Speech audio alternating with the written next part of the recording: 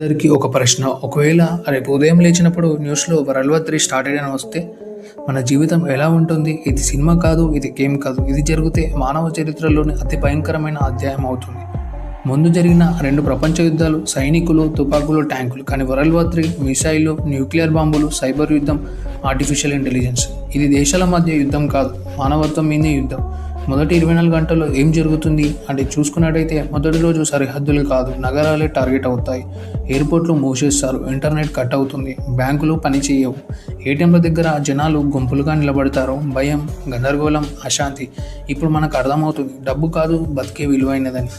ఒక nuclear bomb లక్షల మందిని క్షణాల్లో చంపగలదు. కానీ అసలు భయం అక్కడతో ఆగదు. గాలి విషయమం అవుతుంది, నీరు తాగలేనిది అవుతుంది, భూమి పంటలు పండించదు. దీనినే న్యూక్లియర్ వింటర్ అంటారు.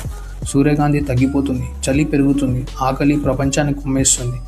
మనుషులు ఎలా మారిపోతారంటే యుద్ధం బయట కాదు, మనిషి మనసులో మొదలవుతుంది. నమ్మకం పోతుంది, స్నేహం అనుమానంగా మారుతుంది, పక్కవాడు శత్రువుగా కనిపిస్తాడు. అప్పుడు ప్రశ్న ఇదే: మనుషులం కాబట్టి యుద్ధం చేస్తున్నామా, లేదా యుద్ధం వల్లే మనుషులు కాకుండా పోతున్నామా? అసలు గెలిచేది ఎవరు? దేశం గెలుస్తుందా, నాయకులు గెలుస్తారా? గెలిచేది ఎవరు? శవాలే, కన్నీళ్ళే, చరిత్రలో మిగిలేది బాధే. వరల్డ్ వార్ 3లో విజేతలు అనేవారు ఉండరు, ఉండేది నష్టమే.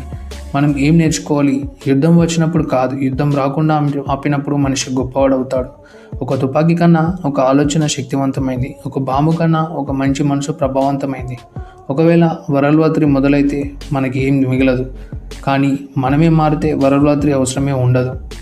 ఎందుకంటే శాంతి అనేది బలహీనత కాదు, ఇది అత్యంత గొప్ప శక్తి. మీ అభిప్రాయం ఏంటి? వరల్డ్ వార్ 3 తప్పదా లేక మన చేతుల్లోనే ఉందా? కామెంట్లో చెప్పండి. Thank you.